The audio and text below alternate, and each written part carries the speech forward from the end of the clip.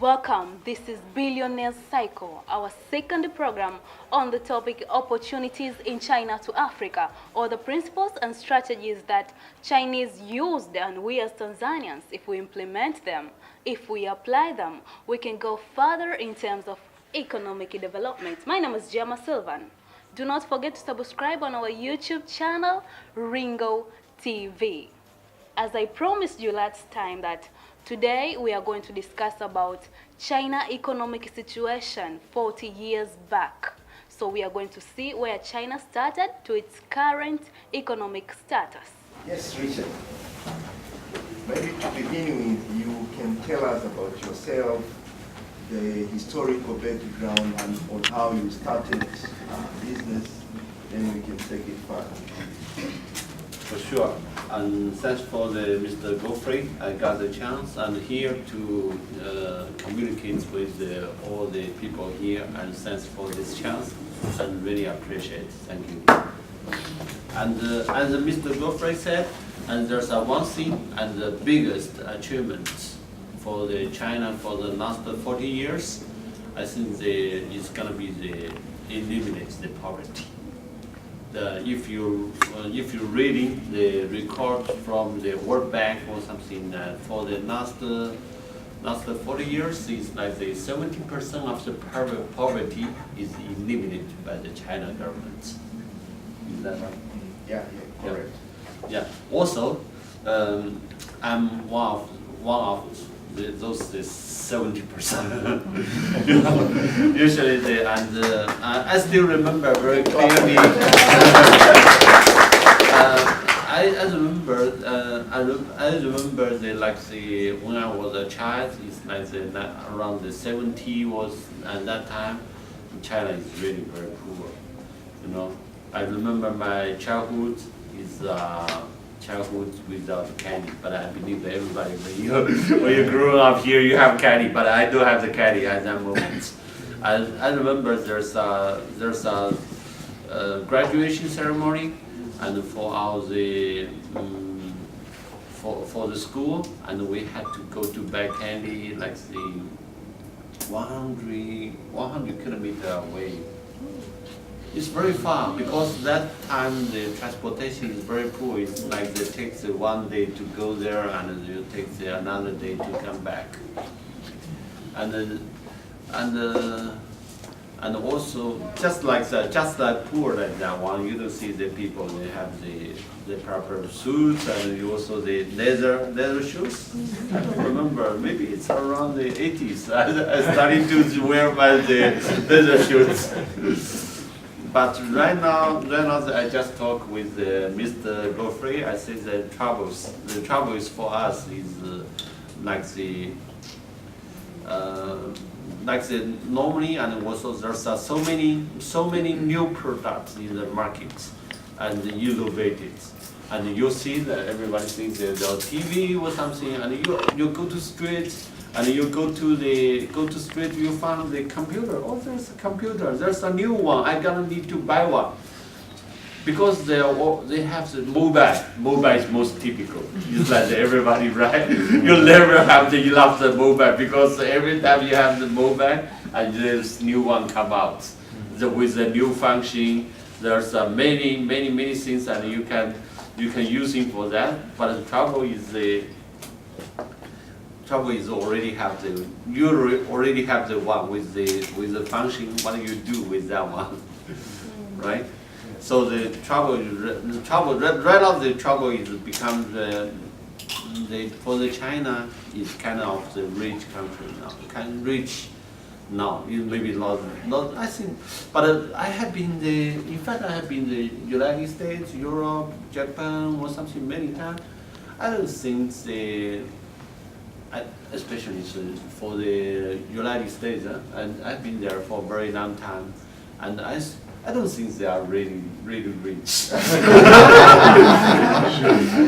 Maybe one thing you need to understand: America have invested a lot in China. No. Most of the factories are owned by rich people, as the normal people. Not like I mean the normal people. Everybody remember the finance crisis. for the 2008, right? The many people, they lost their job, they become the poverty immediately. They lost their house, they lost the job, they lost their house, they lost their life, and many people they are living on the streets, sleep on the bed, and would go to the church to take the free food or something. And the people, and usually the people, the Americans build on the credit. The people that don't really have the cash, don't really have the cash. If you think what's the difference, Chinese people love the cash. They don't borrow, they love the cash. So you want to tell us Chinese are not borrowing because we believe in business principles. For someone to grow fast, you need to borrow from financial institutions. Or yes, but this is kind of like you have to make the balance. For my experience, it's like and I'm very happy to be here. Of course, because I'm just a people and living in China and growing up there, and the experience this process for the China and for the China from the very poor country and how they develop like right now you see the highest speeds, the express trains in China, right? Right out of China is also starting to making the airplane, big airplane, right? And maybe for the information, China, they've now developed a train which can run at a speed of 860 per hour. 860. That's true. Per hour. Means from here to Mwanza is almost 1 hour and 15 minutes. Yes, we do. We have some. I was in Japan last year. They have a train which can run at 350 per hour.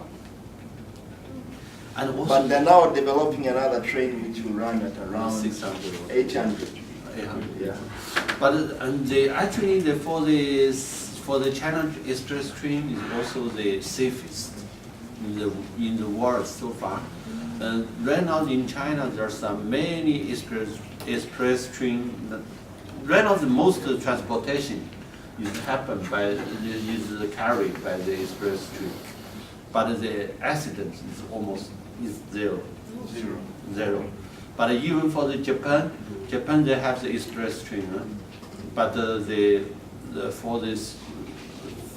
for the years running now, there's many accidents. Not many, there are several accidents. But until now, China there's no accidents so far until now. It's almost 10 years. Yeah, I think they're trying to control that. I remember I was told if someone get an accident with a train, you have to pay, even if you die, you have to pay $2 million. Your family, your clan, whatever, they will have to pay it. Yeah. So sometimes they are afraid to jump to the train.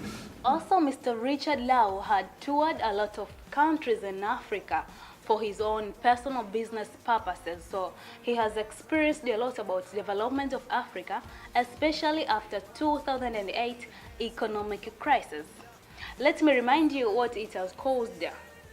First, International Labour Organization estimated the number of jobless parties increased to 212 million, whereas it was in 2009 compared to increased 34 million of 2007. That's a huge difference. Also, other impacts was like house repositions, bankruptcies, and downfall in stock market. Also, let's see business models in China. What makes it easier for a China citizen to start business in China compared to other countries? Initially, a China citizen, there are several companies that prepare finances to its people. So capital is there, products are there, investments, stock is there. So it's China's people readiness and willing to do the business. Let's hear Mr. Richard Lau explain a little about this.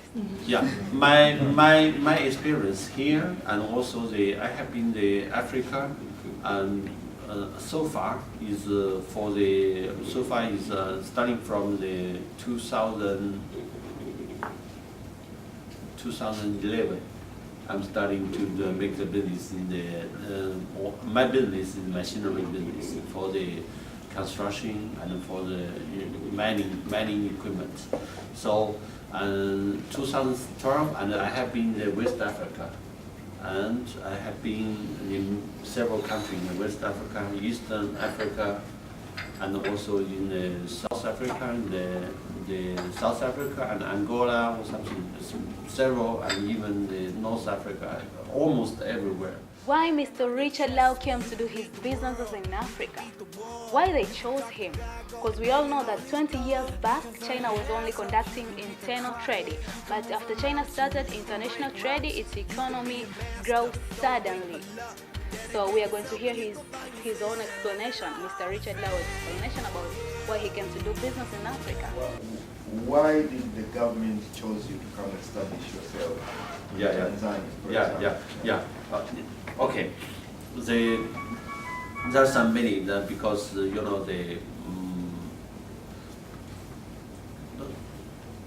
fact it's a government. This is a very good question. We're looking back 20 years ago, right? Before the most Chinese products is made in China and also sell in China. So we want to sell all the product to the international market. It's a new topic. It's a very new topic. So